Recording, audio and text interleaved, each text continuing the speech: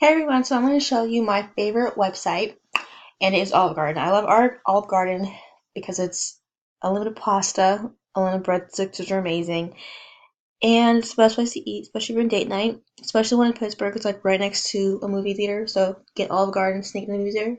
You got an Olive Garden night in the movie theater. And the cool thing about the website is it gives you actual prices online. I find it very hard to see prices for restaurants. It tends to like make you get up there and take all your money out and have to do dine and dash because you can't afford it all. So if you're going out with your friends and they say Olive Garden, you can go online and look and see all the yummy food. And it shows you pictures. You don't usually get to see pictures. These are just words with no pictures, so you can like guess what it looks like. But yeah, it's pretty expensive. I think it's worth it. It's yummy food and it's good.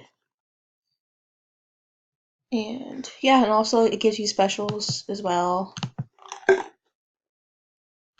So usually they have the unlimited pasta and salad and soup, and then the unlimited breadsticks. At certain places, I have found that certain places only sell breadsticks, unlimited breadsticks. But yeah, you can also order online. You can look at the specials, get cards.